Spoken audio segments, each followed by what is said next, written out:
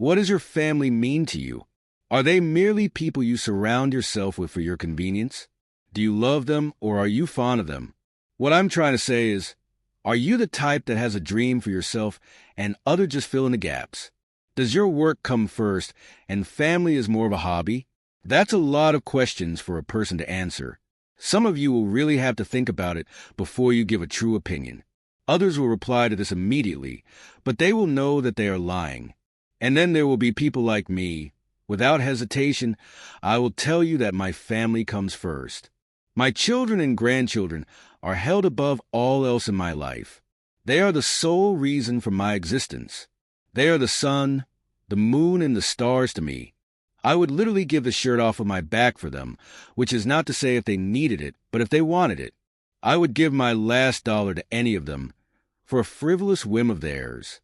I would happily do without a necessity for any of them to enjoy a luxury. You may have noticed that my wife is not included in my statement above. I had a wife once 20 years ago. No, she's not dead, at least in the physical sense. We're not divorced either. That would have upset the children. We continue to coexist in the same house, under the same conditions as we have for over 40 years. The children know nothing of the rift that occurred between my wife and I, and more to the point, she doesn't either. I have continued to love my family, with the exception of my wife, and pretend that all is well. Why would a sane man do such a thing? My 3 children all love their mother. To tell them what is indelibly etched in my mind would diminish her in their eyes. I simply love them too much to affect their happiness in any way, shape, or form, even to my own detriment. Call me a wimp. Well, you can kiss my ass. Call me chicken shit. That's bullshit.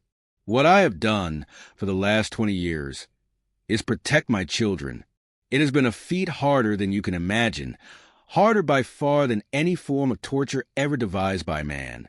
My name is Charlie, and I have 3 children, 2 boys and a girl.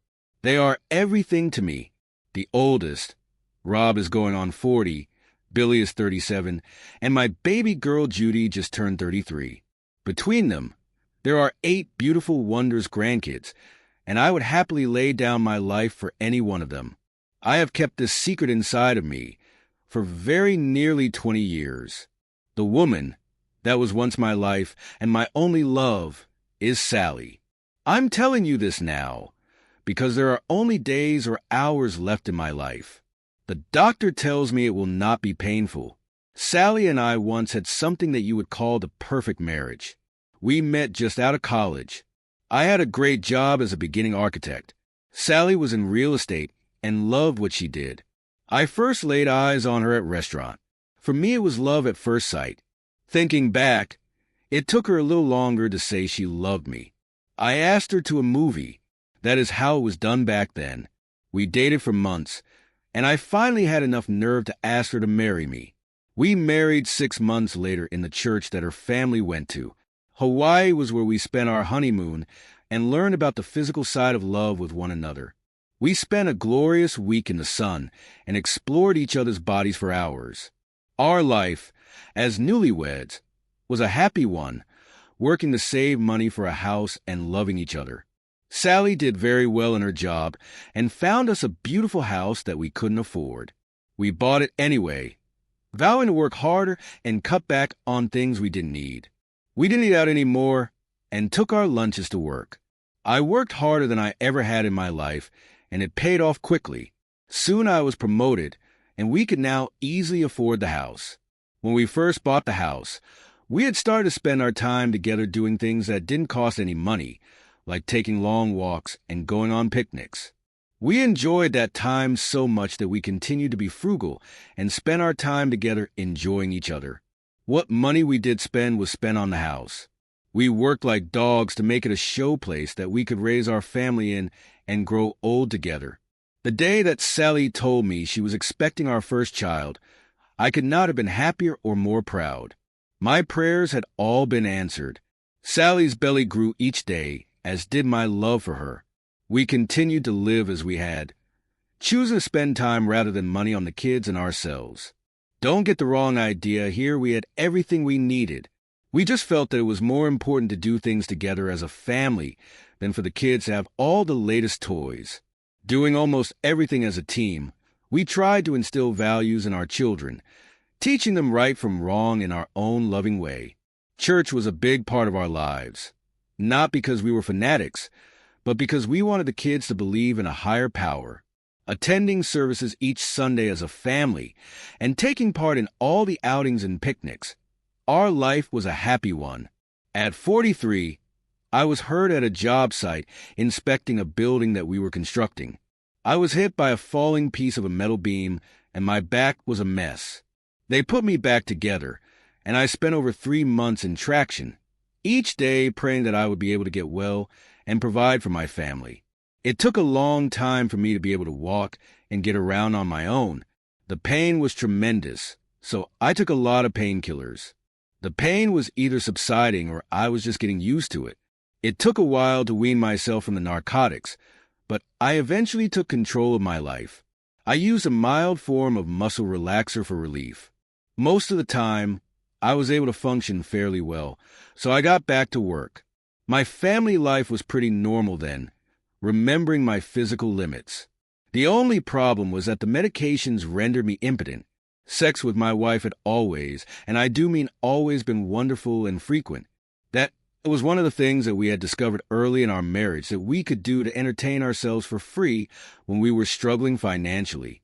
We loved each other and enjoyed an active sex life until my accident.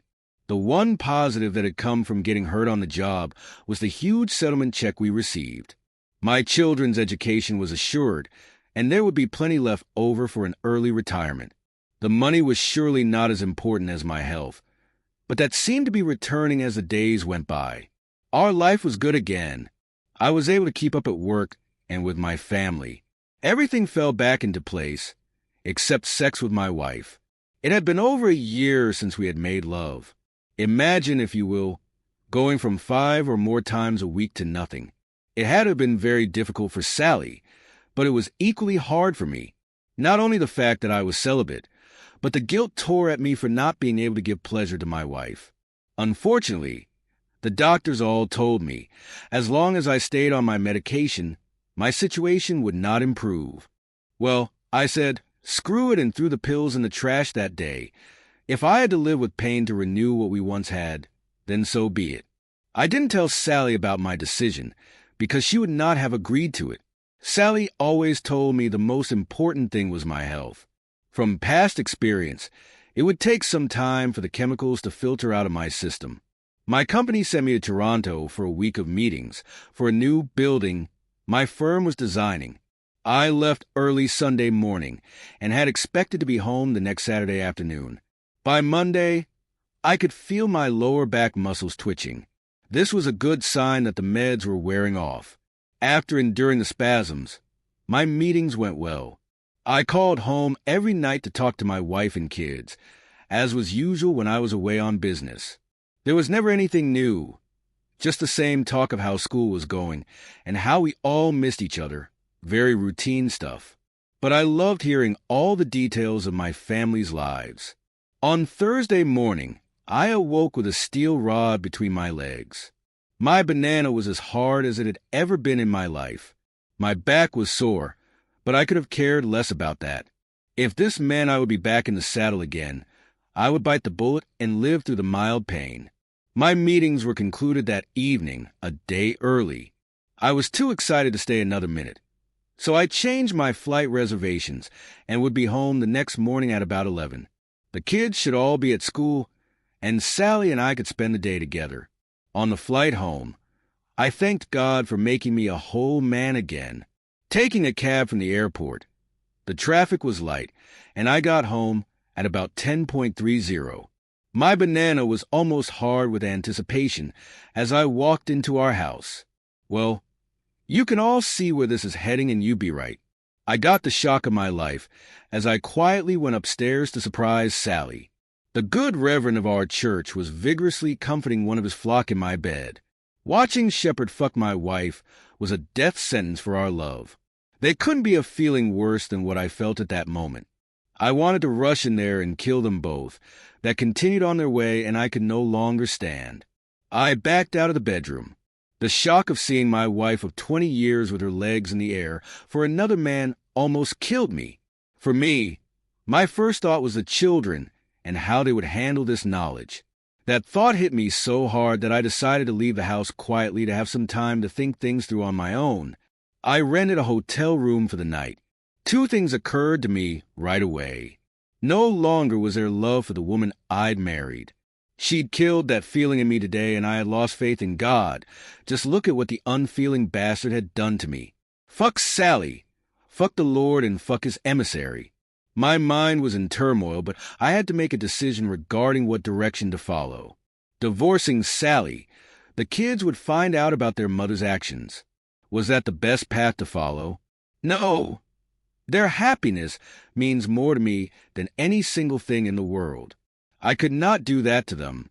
I already knew what she had done, so there was no changing that now. It was my burden to bear. No one would share the grief that I felt. Of course, Sally knew what she had done. Would she feel the guilt? Will she confess her adultery and ask for forgiveness? The emotion inside her that caused her to break her vows to me will most likely not allow her to risk telling me. She knows full well the way I feel about marital indiscretion. Believe me, the next day while walking into my house, the feeling of loneliness overwhelmed me. I had made the decision to remain married to the woman I no longer could stand the sight of. This would have to be the acting performance worthy of an Academy Award. I didn't have to fake being tired when I got home. There hadn't been a wink of sleep the night before. I kissed Sally on the cheek and asked her if it would be all right if we talked later. I went to my den and closed the door, staying secluded there until dinner time. At dinner, my mood was very subdued. I tried to pay attention to what the kids were saying and answer all of their questions about Toronto. That night, I told Sally that while in Toronto, I discovered that it felt a lot better if I slept in a chair. My easy chair was downstairs in my den, so I spent the night there with no intention of ever sleeping in her bed again. The next morning was Sunday, and we all headed to church as usual. I had not forgotten the other participant that had fucked up my life and was going to make sure he knew it was over. That day, the family sat in the front view. We usually sat somewhere in the middle, glaring at the preacher for the full hour that we listened to his sermon. There was sweat rolling off of his self-righteous brow. He would not look me eyes the whole time we were there. I made sure we were the last to leave the chapel that day. I wanted to be the last person that he shook hands with when it was my turn in line. I clasped his hand with an iron grip and continued to squeeze as he winced in obvious pain. I leaned in and whispered, "Don't you ever come within seeing distance of my family again, or I will nail you to that cross above the altar and set this fucking house of God on fire." The shock in his face told me he had heard my words of wisdom. He knew that I had meant every word I'd said. The preacher was packed and had moved out town before the week was over. I resumed taking my medication. My heart was suffering enough, so there was no need to endure the back pain. There also would be no need for a hard banana anymore. Sally tried a few times to arouse me, but the way I felt about her now, it did absolutely no good. I'm sure she noticed that things had changed between us, but maybe she just wrote it off as my guilty feelings for not being able to perform in bed. You may think that it would be impossible to live in the same house with someone you no longer love. I'll grant you it was difficult, but not impossible. If you do it long enough and think about it hard enough, you can come up with an answer for every situation. Also, there is the advantage of my medical problems. You can use fatigue and pain to cover a myriad of situations. I remembered every one of the special days, like anniversaries and birthdays, and would always leave a little code at the bottom of the card. YFC. Sally asked me one day, after reading her birthday card, what the significance of the letters was. I told her it stood for, "Yours forever, Charlie." I'm telling you the real meaning is you fucking cunt. For all the years since Sally cheated on me, I've never slept in the same room as her. I've only returned to church for the weddings of my children. telling Sally the wooden pews were too hard to sit on for a long period of time. I've never told a soul about the secret that I held inside of me for the last 20 years. It was all done out of the only love that was left in me, all for my children. Right now I only have minutes to live. I can feel it. My family is gathered around me now. For the most part, I have led a good life. I got to see all of my children graduate from college and start families of their own. They are all grown and are leading happy lives. That in itself has been good enough for me to go to my grave a happy man. Once or twice over the years, the thought of going ahead with divorce had occurred to me. Sally had been unfaithful to me. It was a conscious act of betrayal that I never have or never will forgive. For the first 20 years of our life together, I gave her all the love that a man has to give. For the last 20 years, I was merely the man that Sally had once married.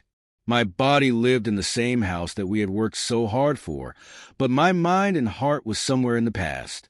I never knew if Sally cheated on me again. It really didn't matter. My children would have lost respect for one of us if the truth of what Sally had done were revealed to them. They would have hated what their mother had done, but probably would have wanted me to give her another chance. As much as I loved them, I wouldn't have given her that chance. The pain and humiliation was too deep. Sides would have been taken, and my family would have been pulled apart at the seams. I chose a way, right or wrong, that the family unit would stay intact and strong.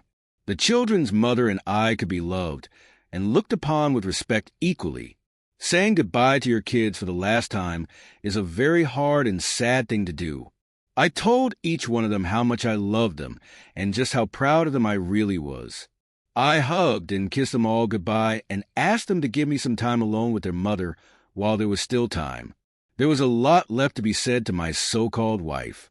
The time was growing short, and I was getting weaker by the minute. I'd made a decision in the last few weeks about my little secret. Sally, please come closer. It's getting very hard for me to speak. She slid her chair near the bed. Don't try to talk, dear. You should rest. No, Sally, there is something very important to me that you must know. For 20 years you were my wife, my lover, and my best friend, I said. Oh, Charlie, you know we were married for 40 years. Not 20, she answered. That's right, and for the first 20, you were all of those things to me and more. But the last 20, you were just another slut that cheated on her husband, I said hoarsely. You knew, she answered. Yes, I came home early from that business trip to Toronto. I saw you. It's still difficult for me to think of that day. Please, Charlie, forgive me. I don't want you to meet your maker this way. Oh, God, I'm so sorry, she answered. Fuck your God. Speaking as loudly as I could. Charlie, no, please don't. Don't do this to me. Let me explain. I beg you, Charlie. I felt a temptation just once. Please forgive me. I beg you, she answered. Sally, I've kept this secret for all of these years bottled up inside. I never talked about it to spare the children. Now it is your secret to live with, and I hope that you live to be very, very old. Charlie, please, you must forgive me before you die. If I ever meant anything to you, please, Charlie, please, she said softly through the tears. Sally, one last thing. Now that I don't have to be nice to you, would you please get the fuck out of my sight groaning with my last breath? There is no heaven. There is no hell. There is just darkness in the place I now dwell. I have known heaven, and I've lived in hell, for the sake of my children that I loved too well. That's the end of the story. If you found it engaging, please give it a thumbs up, and don't forget to subscribe for more content like this. I've tried out a new style, so if you liked it, let me know in the comments. Your support and feedback mean the world to me. Thanks for watching.